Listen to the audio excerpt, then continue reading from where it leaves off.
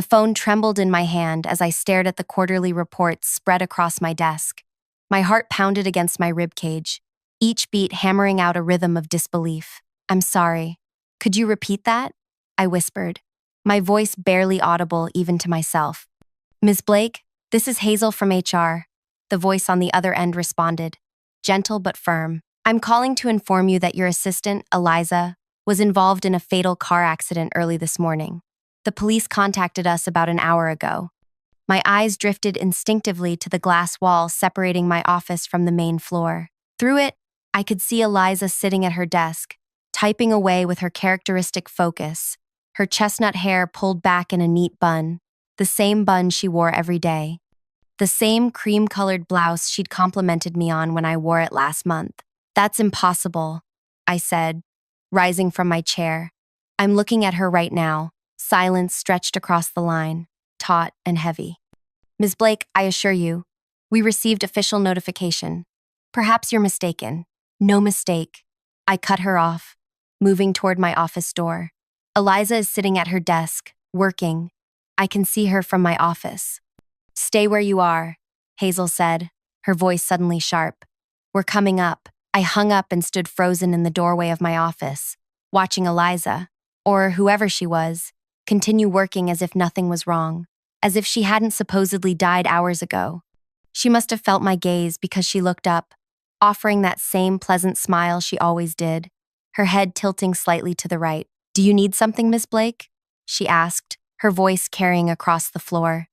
Before I could answer, the elevator doors opened. Hazel from HR stepped out, flanked by 2 security guards.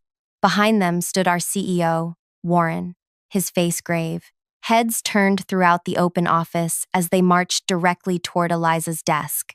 I moved toward them, my legs unsteady. "Ms. Blake, please stay back," Hazel said, holding up a hand.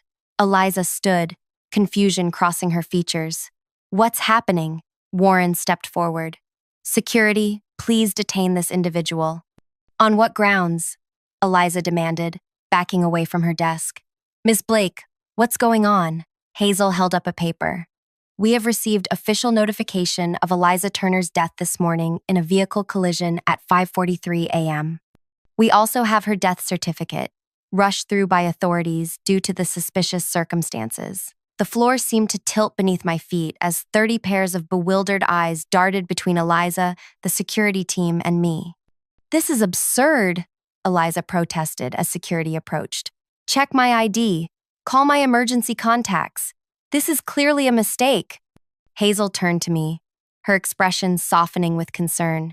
"Ms. Blake, do you remember the personal question you established when Eliza was hired? The security verification?" My mouth went dry. 3 years ago, when Eliza joined my team, we'd created a verification question only she and I knew, a safeguard for sensitive communications. "Eliza," I said, my voice strained, "what was the name of my first pet?" She smiled, relief washing over her face. "That's easy. It was your calico cat, Buttons." The office fell silent. Warren's expression hardened. "My first pet was a turtle named Shelley," I whispered. In that moment, Eliza's face changed. Not dramatically, just a subtle shift in her eyes, a tightening around her mouth. She'd never looked more familiar. Yet suddenly, I'd never seen her before in my life. Security moved in, taking her by the arms. As they escorted her toward the elevator, she turned, catching my gaze one last time. "You never even noticed," she said, her voice carrying across the stunned silence. 3 years working side by side, and you couldn't tell the difference. The elevator doors closed, taking with them the woman I thought I knew. And that's when I realized I had no idea who I'd been working with all this time, or what she wanted from me. If you're as shocked as I was in that moment, make sure to hit like and subscribe to hear the full story of deception that nearly destroyed my life, and the revenge that brought justice no one saw coming. My name is Audrey Blake, and until that morning, I believed I was good at reading people.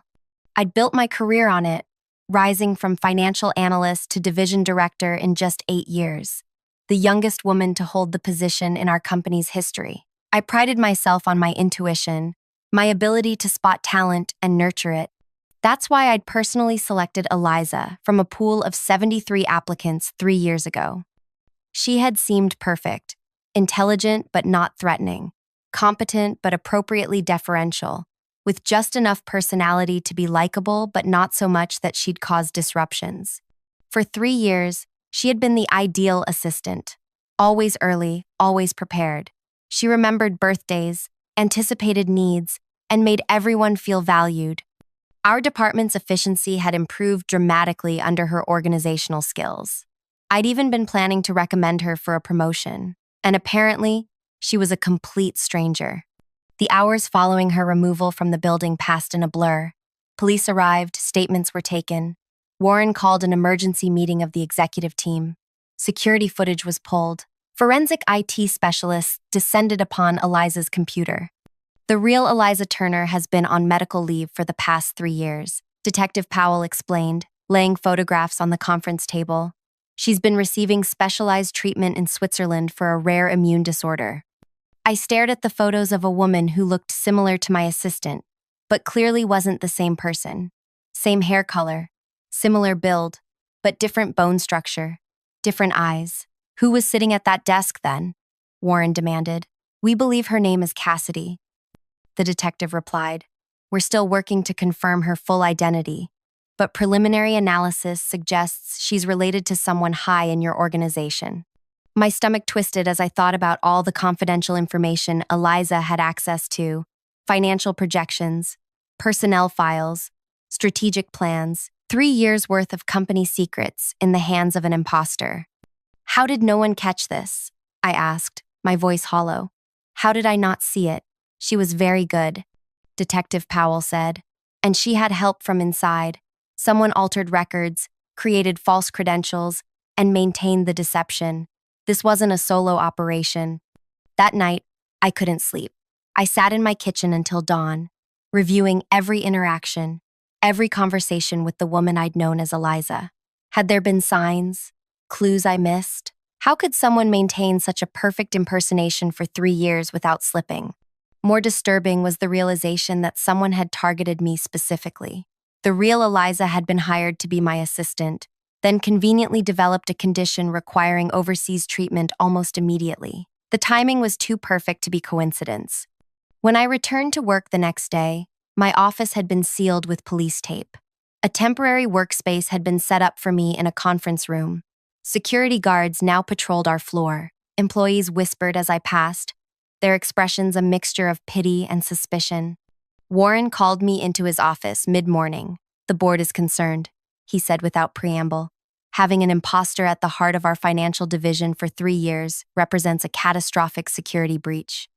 I understand, I said, keeping my voice steady despite the anxiety churning inside me.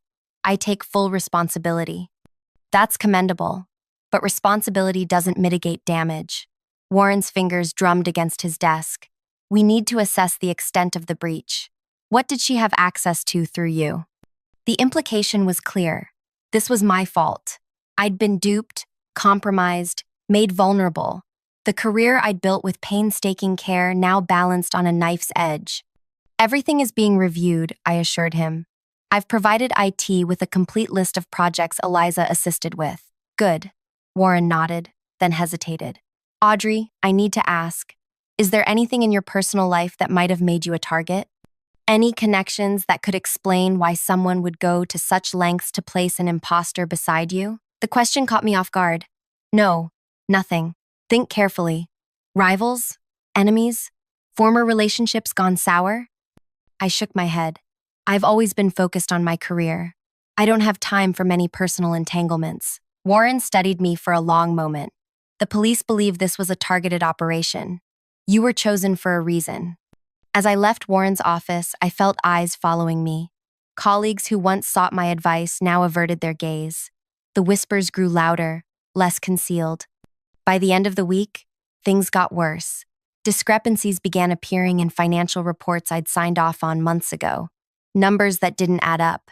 Projections that had been subtly altered. Client communications that had been intercepted and changed before reaching their destination. Someone had been systematically undermining my work, creating tiny errors that accumulated over time. making me appear increasingly incompetent. These inconsistencies go back at least 2 years. The forensic accountant told me, spreading the evidence across my temporary desk. Small enough to miss individually, but collectively, they paint a concerning picture. I checked those reports, I insisted. Eliza, Cassidy, whatever her name is, she must have altered them after I reviewed them. The accountant's expression remained neutral.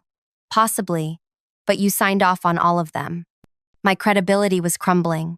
Projects I'd led were now under scrutiny.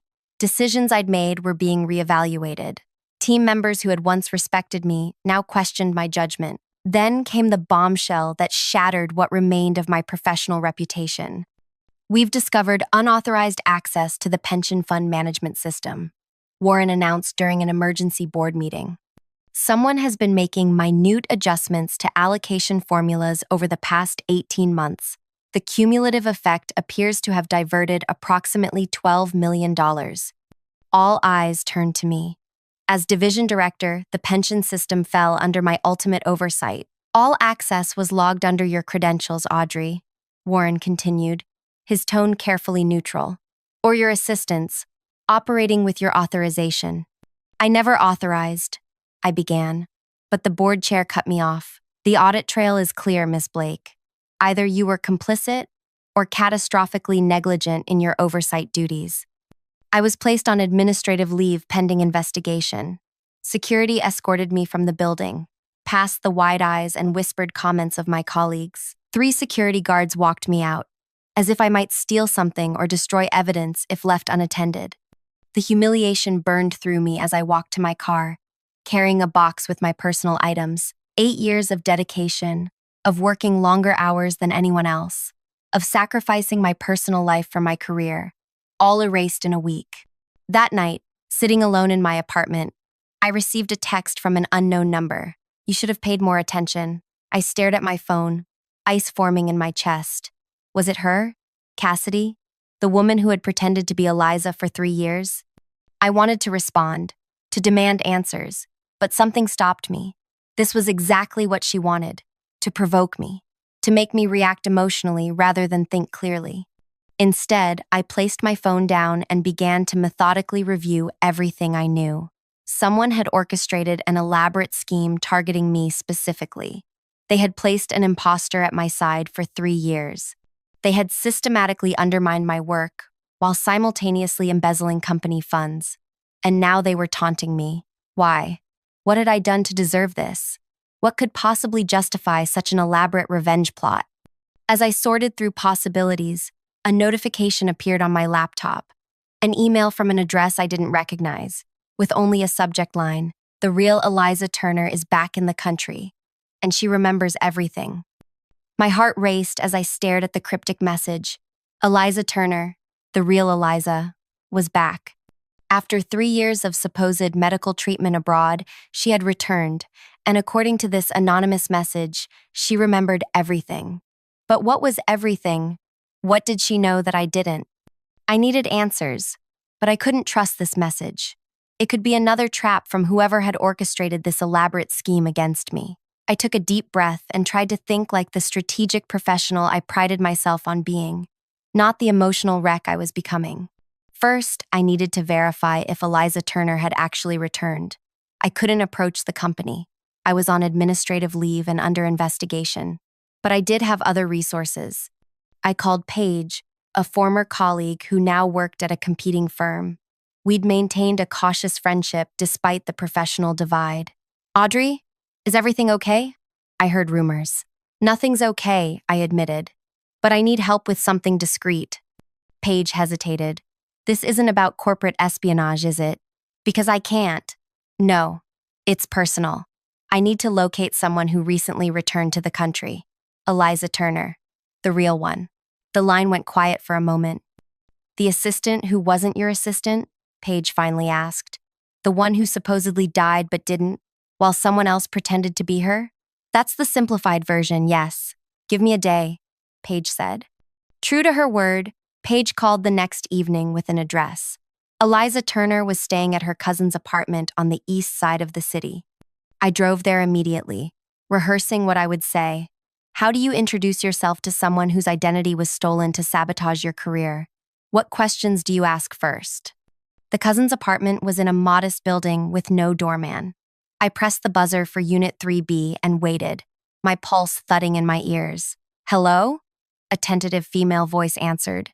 I'm looking for Eliza Turner, I said. My name is Audrey Blake. Silence stretched for several seconds. I've been expecting you, the voice finally replied. The door buzzed open. The woman who greeted me at apartment 3B looked like a paler, thinner version of the photos Detective Powell had shown me. Same honey brown hair, though hers was cut in a short bob rather than the longer style her impostor had worn. Same green eyes, though hers were shadowed with exhaustion. She leaned against the doorframe, studying me with unmistakable recognition. You look exactly like your photos, she said, her voice soft but steady. You've seen photos of me? I've studied everything about you for the past month. She stepped back, inviting me in. I needed to understand why someone would steal my life to get close to you. The apartment was sparsely furnished, dominated by medical equipment in one corner, an oxygen tank, monitors, medication organizers. My treatment continues, Eliza explained, noticing my gaze. The Swiss clinic helped, but I'm not fully recovered. She gestured for me to sit on a worn sofa while she lowered herself carefully into an armchair. You sent me that email, I said. It wasn't a question. Eliza nodded. I thought you deserved a warning. Things are about to get complicated. They're already complicated. I've lost my job, my reputation, and apparently $12 million from the company pension fund. A flash of surprise crossed her face. 12 million? It's worse than I thought. What do you know about all this? I leaned forward. Why would someone steal your identity to become my assistant? I wish I knew the full story. Eliza sighed. What I do know is that my medical condition was no accident. My blood went cold. What do you mean? 3 years ago, shortly after I was hired to be your assistant, I began experiencing symptoms. Extreme fatigue, muscle weakness, neurological issues. Doctors were baffled. Tests came back inconclusive or contradictory. She paused, taking a careful sip from a water bottle beside her. It wasn't until I reached Switzerland that a specialist recognized the pattern. I'd been poisoned, deliberately, systematically, with a compound that mimicked an autoimmune disorder. The room seemed to tilt. Poisoned? By whom? I don't know for certain, but I have suspicions. Eliza's gaze hardened. Someone wanted me out of the way, but not dead. They needed my identity, my position beside you. And they were willing to make me deathly ill to get it. My mind raced, trying to process this new information. But why? What's so special about being my assistant? That's what I've been trying to figure out since I learned someone had been living as me. Eliza leaned forward despite her obvious discomfort. Tell me about her. The woman who took my place. What was she like? I described Cassidy in detail, her mannerisms, her work habits, her interactions with me and others in the office. Eliza listened intently, occasionally nodding. She studied me, probably for months before making her move. And she had help from inside the company, someone who could alter records, create false credentials. The police mentioned she might be related to someone in upper management, I offered. That narrows it down, at least. Eliza reached for a notebook on the side table. I've been mapping possible connections.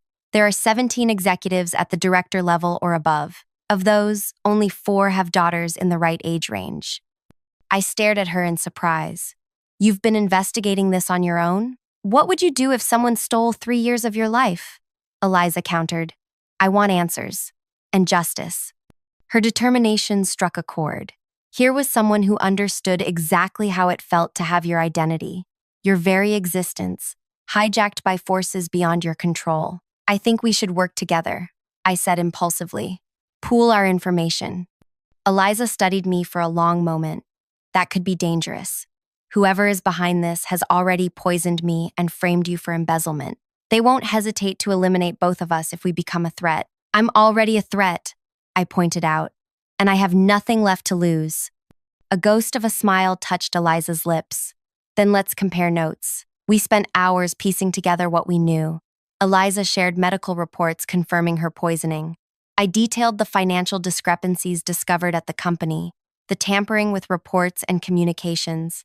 It's like they were systematically undermining your position while simultaneously using it as cover for theft, Eliza observed. The question is, why you specifically? I had been asking myself the same question for days.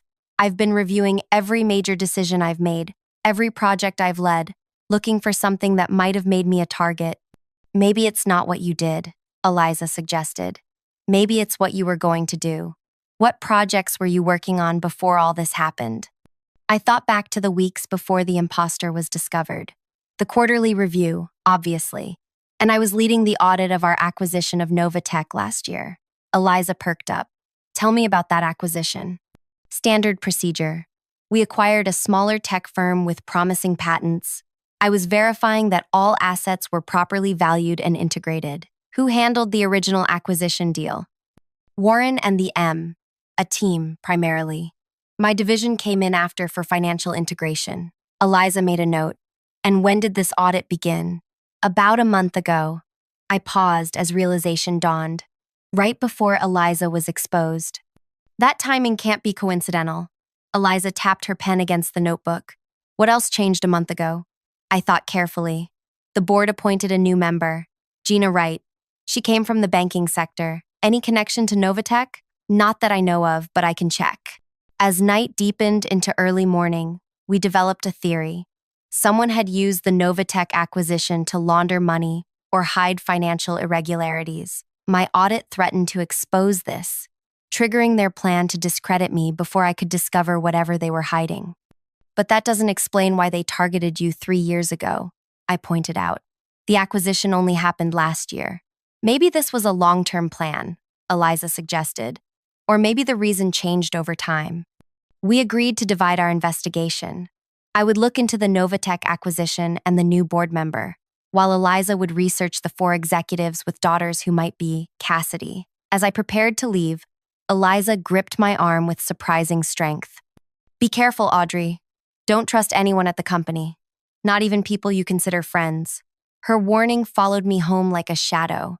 The next day, I began digging into Novatech's background. Without access to company systems, I had to rely on public records and industry contacts. What I discovered sent chills down my spine. Novatech had been on the verge of bankruptcy before our acquisition. Their promising patents were tied up in litigation with competing claims. Yet, we had paid premium price for them. More concerning was what I found about Gina Wright, our newest board member. Before banking, she had briefly served as a financial consultant to several tech firms, including the one challenging Novatech's patents. I called Eliza immediately. I think I found the connection, I said without preamble. Gina Wright has ties to Novatech's competitors. And there's more. Her daughter graduated from Westridge University 5 years ago. Business administration with a minor in theater. Theater, Eliza repeated. Useful training for an impostor. What's her name? Cassandra Wright. Eliza's sharp intake of breath confirmed what we both suspected. Cassidy. I need to get back into the company, I said. Check personnel files, confirm if there are photos. No, Eliza cut me off. That's exactly what they'll expect. We need to be smarter than that. She was right. Rushing in would only alert Gina and Cassandra that we were onto them. We needed proof that would stand up to scrutiny, evidence that couldn't be dismissed or destroyed. I might have another way, Eliza said after a thoughtful pause. My cousin works at a medical clinic downtown. The same one, where someone using my identity was spotted. That's how this whole thing started to unravel.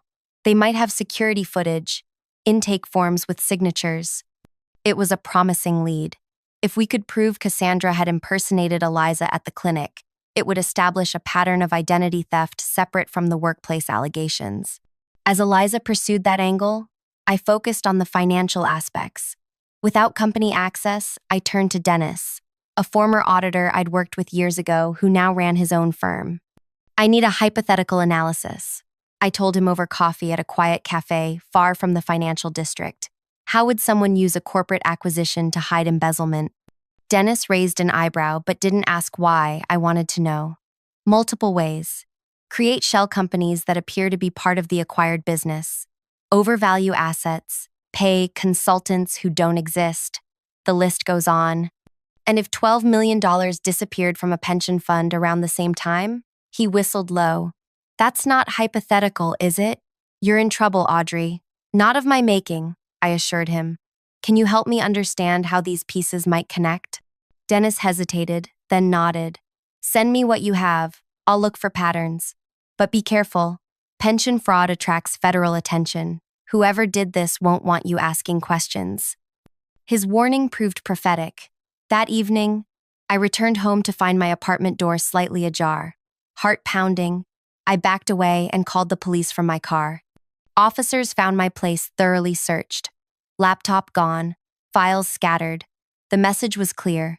Someone knew I was investigating and wanted to stop me.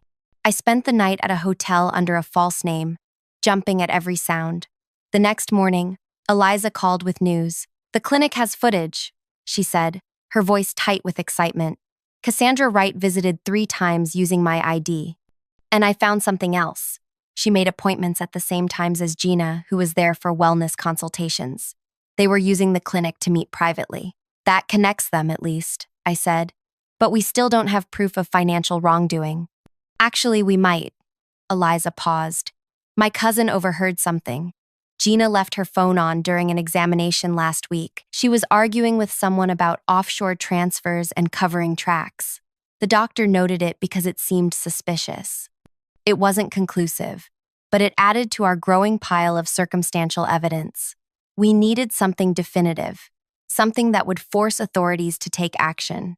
That afternoon, Dennis called with a breakthrough. I analyzed public disclosures about the Novatech acquisition, he said without greeting. There's a pattern of funds moving through 3 holding companies before ending up at a private equity firm in the Caymans. Guess who sits on that firm's advisory board? Gina Wright, I guessed. Bingo. And the transfers align perfectly with withdrawals from your company's pension system. My hands shook as I took notes. Is it enough to take to authorities? Not yet, Dennis cautioned. These are connections I can see because I know what to look for. We need internal documents showing who authorized the transfers. Documents I couldn't access while on administrative leave. Unless… Eliza, I said when I called her next. How good are you with computers? Decent, she replied cautiously. Why? Because I think I know how to get the proof we need, but it will mean walking straight into the lion's den. The plan was dangerous, possibly illegal, and our only chance at clearing both our names. Eliza would use her legitimate credentials, which had never been officially revoked during her medical leave, to access the company systems. Meanwhile, I would create a distraction by publicly demanding a meeting with the board to clear my name. They'll be watching you, not the system logs, Eliza reasoned. And I know exactly which files to look for now. We set the plan for Monday morning, when the executive floor would be busy with weekly meetings. Eliza would arrive early, using her old access badge. I would arrive precisely at 10 a.m. when the board gathered. Sunday night, I barely slept. Every possible disaster scenario played through my mind. What if Eliza was caught? What if her credentials had been deleted? What if our suspicions about Gina and Cassandra were wrong? By dawn, I was exhausted but resolute. This was our only chance to reclaim our lives. I dressed carefully in my most authoritative suit, applied makeup to hide the dark circles under my eyes, and drove to the company headquarters. As I approached the towering glass building that had once represented my greatest achievement, dread pooled in my stomach. My phone buzzed with a text from Eliza. In position. Systems accessed. You have 30 minutes. I took a deep breath and walked through the front doors, head high, as if I still belonged there. Ms. Blake? The security guard looked startled. You're not authorized. I'm here to see the board, I announced loudly, drawing attention from employees crossing the lobby. I have evidence of financial fraud involving a board member, and I intend to present it immediately. The guard reached for his phone, exactly as I'd hoped. Within minutes, Warren himself appeared in the lobby, his face a mask of controlled anger. Audrey, this is inappropriate, he said in a low voice. You're under investigation. You can't just, I have proof I was framed, I interrupted, projecting my voice so nearby employees could hear. And I know who's behind the pension fund theft. Warren's eyes darted around the crowded lobby. My office. Now. Perfect. As he escorted me to the executive floor, I checked my watch. 20 minutes left for Eliza to find what we needed. Warren ushered me into his office, closing the door firmly. "What game are you playing, Audrey? This spectacle won't help your case." "It's not a game." I sat down uninvited. "I know about Gina Wright's connection to the Novatech acquisition. I know about her daughter Cassandra impersonating my assistant. And I know about the money moving through holding companies to a Cayman Islands account connected to Gina." Warren's face paled. "Those are serious allegations, with serious evidence to back them up." I bluffed. "Evidence I'm prepared to take to the authorities if the board doesn't hear me out." He studied me for a long moment, then reached for his phone. "Wait here." As Warren stepped out to presumably gather the board members, my phone vibrated with another text from Eliza. "Got everything. Meeting you at exit B in 5 minutes. Hurry." The urgency in her message sent adrenaline surging through me. Something had gone wrong. I slipped out of Warren's office while he was down the hall. Instead of taking the main elevator, I headed for the service stairs, racing down toward exit B on the building's north side. I burst through the door to find Eliza waiting, her face pale with fear. "We need to go," she said, gripping a small external drive. "Someone's been tracking my access. They know we're here." As we hurried toward my car, Eliza explained what she'd found. Transfer authorizations, backdated approvals, falsified audit reports, all under your electronic signature. But the metadata shows they were created from Gina's private office network, not your computer. "That's proof I was framed," I said, hope rising for the first time in weeks. "Yes, but there's more." Eliza's voice dropped. "Cassandra wasn't just impersonating me to watch you. She was gathering information about everyone in senior management. Gina's been blackmailing half the executive team to cover up her financial schemes." The pieces suddenly clicked into place. That's why no one questioned the discrepancies in my reports. They were all compromised. As we reached my car, a security vehicle pulled into the parking lot, heading straight for us. "Get in," I ordered, jamming the key into the ignition. "We need to get this evidence somewhere safe." But as we pulled away from the building, I noticed a black sedan fall into place behind us. Then another appeared at the next intersection. "We're being followed," Eliza said, clutching the drive containing our evidence. "I know," I replied, making a sharp turn to test my suspicion. The sedans followed, and I think I know exactly where we need to go. I pressed the accelerator, heading not toward the police station as Eliza might have expected, but toward the one place our pursuers wouldn't anticipate, the heart of the financial district, where the regional FBI office maintained a white-collar crime division. Sometimes, the only way to escape a trap is to spring it yourself. The sedans stayed close as I navigated through downtown traffic, making sudden turns and lane changes in attempts to shake them. Eliza gripped the door handle, her knuckles white as I swerved around a delivery truck. "They're not backing off," she said, checking the side mirror. "There are at least 3 vehicles now." I gritted my teeth. "We're 6 blocks from the FBI field office. We just need to stay ahead until then." The light ahead turned yellow. I accelerated through the intersection just as it changed to red, watching with satisfaction as one sedan got caught behind crossing traffic, but 2 others ran the light, horns blaring around them as they continued their pursuit. "Audrey," Eliza's voice tightened with fear. "The drive. We need to protect it. If they catch us, use my phone," I instructed, keeping my eyes on the road. "Take photos of the key documents and email them to yourself, Dennis, and Paige. Create multiple copies they can't all destroy." As Eliza frantically photographed the evidence, I spotted a new threat in my rearview mirror, a motorcycle weaving through traffic, gaining on us rapidly. "We've got another problem," I warned. Eliza looked up from the phone.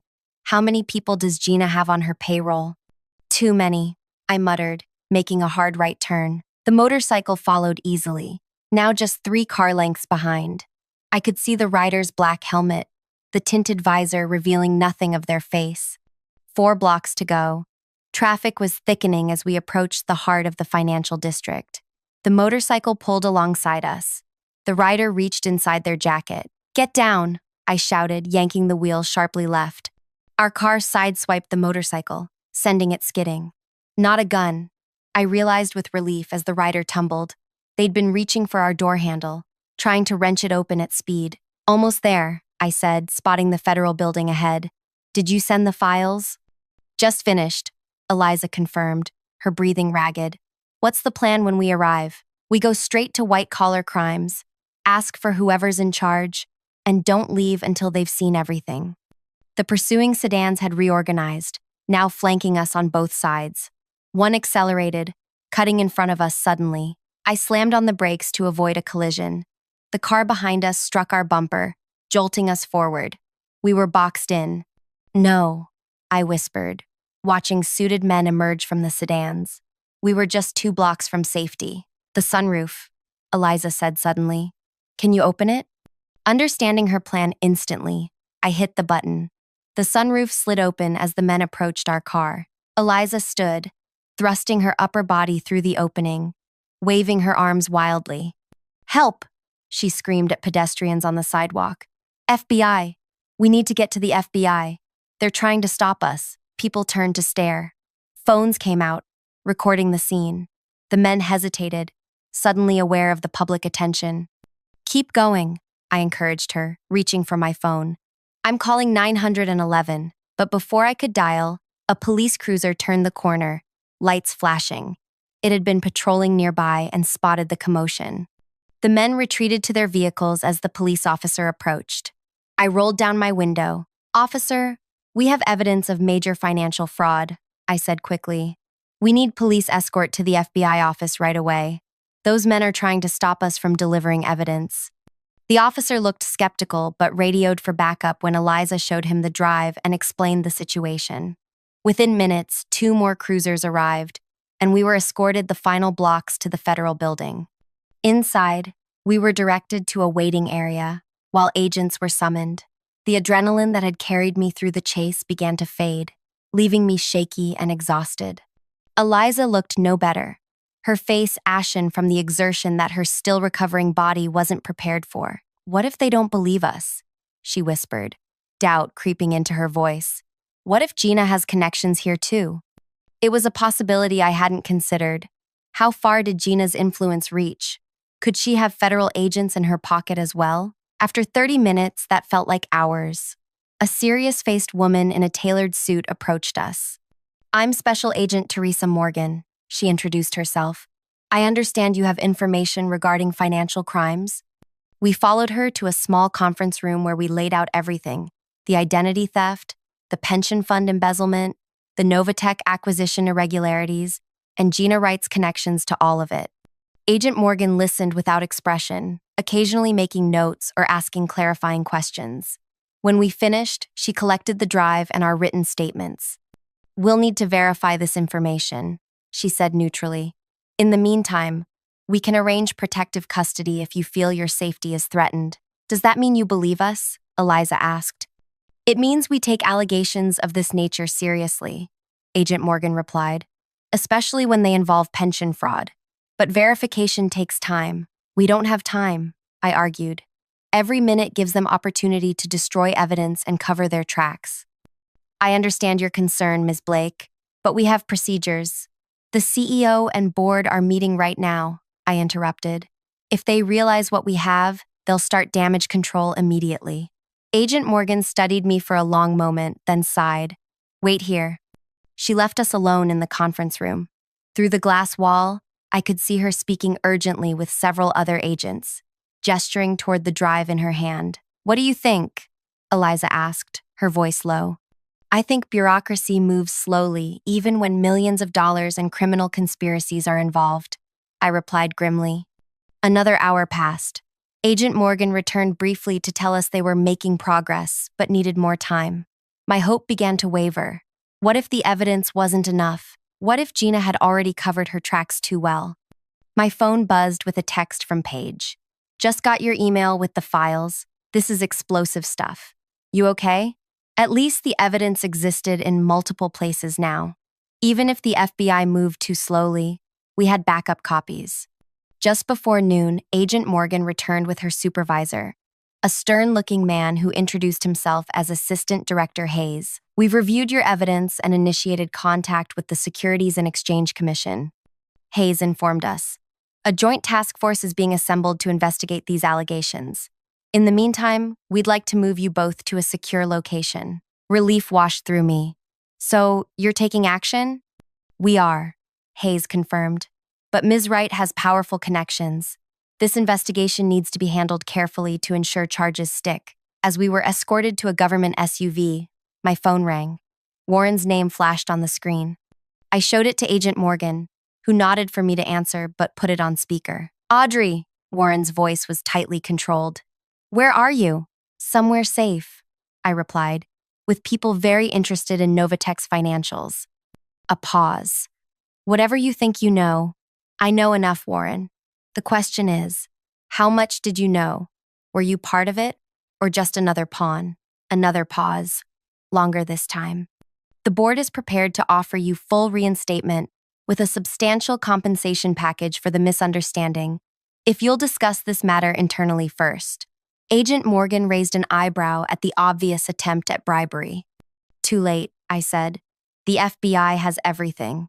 The line went dead. Within hours, news of federal agents at company headquarters spread through financial circles.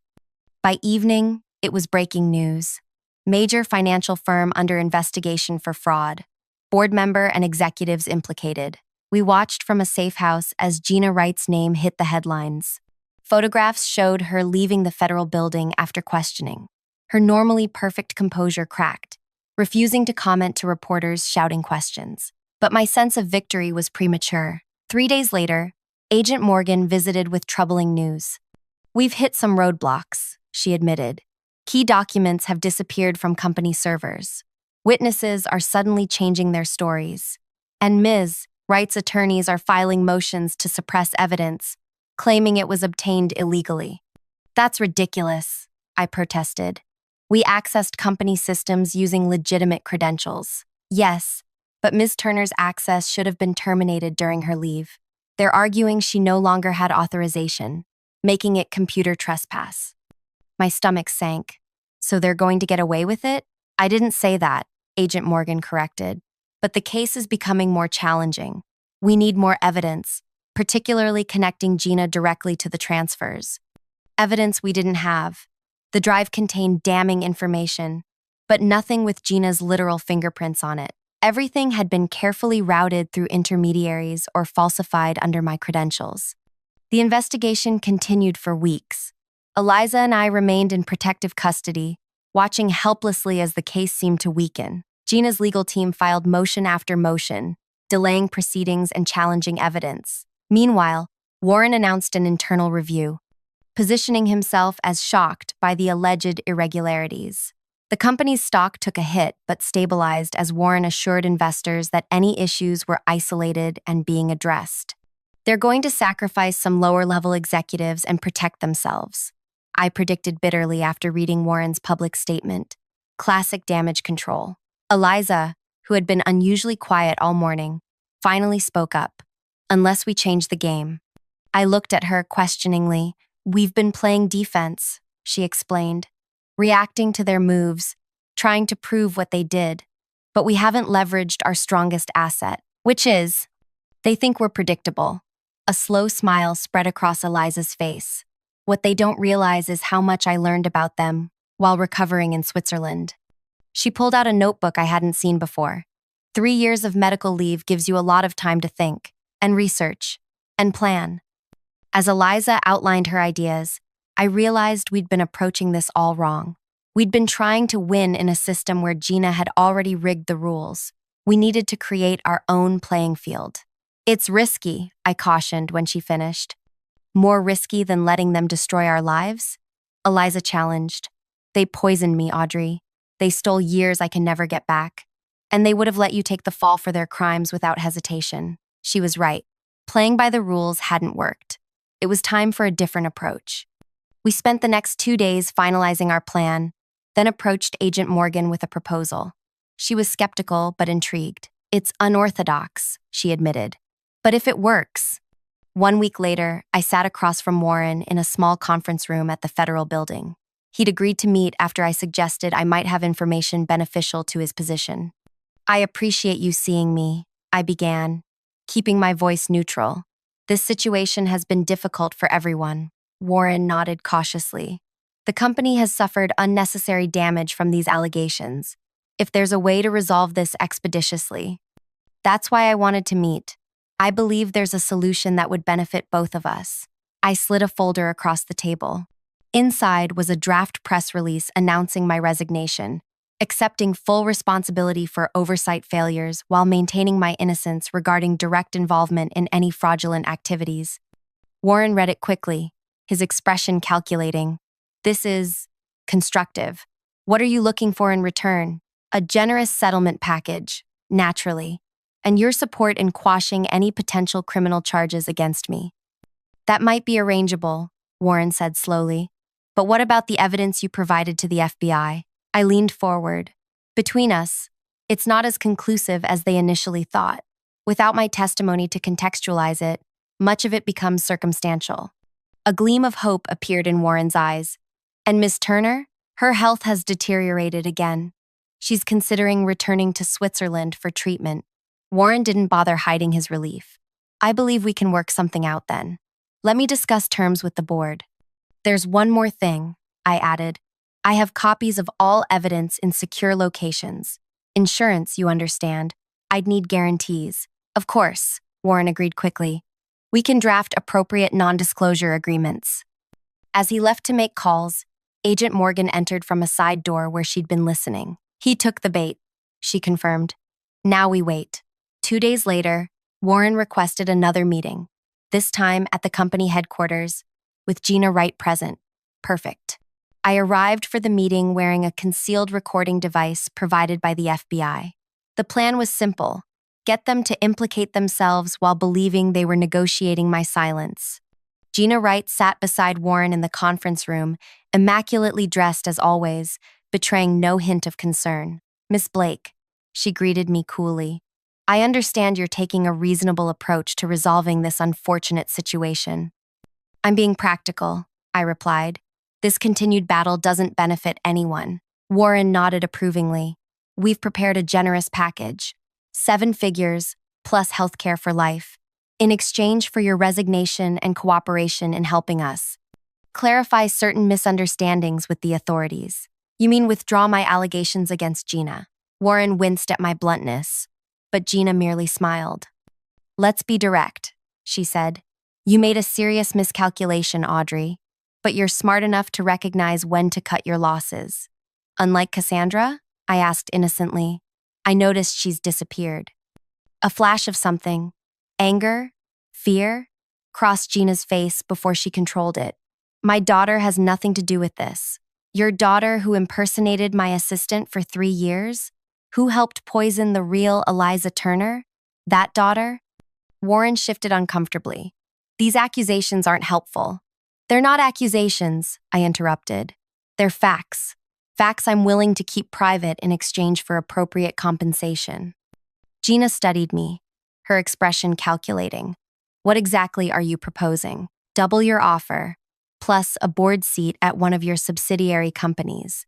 That's not possible, Warren began, but Gina held up a hand to silence him. Ambitious, she noted, but perhaps we can accommodate something similar, assuming all evidence disappears completely. I've already told Agent Morgan I've had second thoughts, I assured her. Without my testimony, their case weakens considerably. Gina leaned forward. And what about the real Ms. Turner? As I told Warren, her health has deteriorated. She won't be a problem. A satisfied smile spread across Gina's face. I knew you were pragmatic, Audrey. Unlike some people, you understand how the world actually works. I've learned a lot recently, I agreed, especially about the Novatech acquisition. Quite clever how you structured those offshore transfers. Gina's smile didn't waver, but her eyes hardened. Careful. Speculation without evidence is still defamation. It's not speculation when you have the transaction logs showing your digital signature, I replied calmly. Or the recordings of your meetings with the Cayman Islands Investment Group. Warren paled. What recordings? I smiled. Insurance policy. Like I said, I've learned a lot. Gina's composure finally cracked. You're bluffing. There are no recordings. No? Then you never met with Julian Mercer at the Grand Hotel last October. Never discussed how to structure the pension fund diversions through the Novatech acquisition. The blood drained from Gina's face. I continued. You never instructed Cassandra to adjust my quarterly reports to hide the discrepancies? Never authorized the poisoning of Eliza Turner to create a vacancy for your daughter? This meeting is over, Gina snapped, standing abruptly. Is it? I thought we were negotiating my silence. Warren looked between us, confusion evident on his face. Gina, what is she talking about? What recordings? Gina ignored him, focusing entirely on me. Whatever you think you have. I don't think. I know. I stood, matching her posture. And so does Julian Mercer. Her eyes widened at the name. What? Your mistake was using the same intermediary for multiple transactions. Julian got nervous when the FBI started asking questions. He's been cooperating for weeks. It was a bluff. We had no such cooperation. But Gina couldn't know that. Warren, she said sharply, give us the room. Warren hesitated, then complied, closing the door behind him. Once alone, Gina's demeanor changed completely. Name your actual price. It's not about money anymore. It's always about money, she scoffed. Everyone has a number. I shook my head. You destroyed my career. You nearly killed an innocent woman. You embezzled millions from people's retirement funds. Did you really think I'd just take a payoff? Understanding dawned in her eyes. This is a setup. The real question, I continued, ignoring her realization, is whether Cassandra was following your orders the whole time, or if poisoning Eliza was her own initiative. The FBI is particularly interested in that detail. Gina's mask dropped completely. You stupid, naive woman. You have no idea who you're dealing with. Cassandra did what was necessary, what I taught her to do. In this world, you take what you want or you get nothing. Thank you for clarifying that, I said, my voice steady despite my racing heart. I'm sure the federal agents listening right now appreciated the confirmation. The door opened. Agent Morgan entered, followed by 3 other agents. Gina Wright, you're under arrest for conspiracy to commit fraud, embezzlement of pension funds, and attempted murder, Morgan announced. Everything you've said in the past 15 minutes has been recorded with a federal warrant. As they led a stunned Gina away, Warren was brought back in, now pale and shaking. I had no idea about the poisoning, he insisted, or Cassandra's true identity. You have to believe me. Save it for your deposition, Agent Morgan told him. We'll be investigating everyone involved. Within hours, arrest warrants were issued for Cassandra Wright and 3 other executives. Federal agents seized computers and records throughout the company.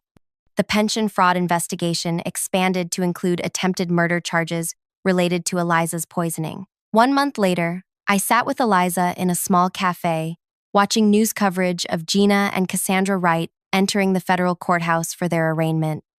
They're facing 30 years, Eliza noted, stirring her tea. Minimum. More when the additional charges from the SEC investigation come through, I added. The company had installed new leadership and was cooperating fully with authorities. My name had been cleared, with a public apology and reinstatement offer, tighter election which I'd declined. Instead, I'd accepted a position with the Regulatory Commission, helping identify similar fraud schemes at other companies. Eliza had established a foundation to help victims of financial crimes, funded by the substantial settlement she'd received. Her health was improving gradually. It wasn't just about justice, was it? Eliza asked suddenly. It was about making them face exactly what they did, in front of everyone. I nodded. The cruelest punishment for people like Gina and Cassandra isn't prison. It's exposure. Having everyone see who they really are. The perfect revenge, Eliza agreed, using their own methods against them. With one key difference, I pointed out. We did it legally. We clinked our teacups in a quiet toast to our victory, not just over Gina and Cassandra, but over the system they'd tried to corrupt. The truth had prevailed, not because we played by their rules, but because we were smarter, more patient, and ultimately, more committed to justice than they were to greed. If this story of justice and revenge resonated with you, make sure to hit like and subscribe for more incredible true stories of people who fought back against those who wronged them. Have you ever uncovered a betrayal that changed everything? Share your experience in the comments below. Your story might help someone else find the courage to stand up for themselves, too.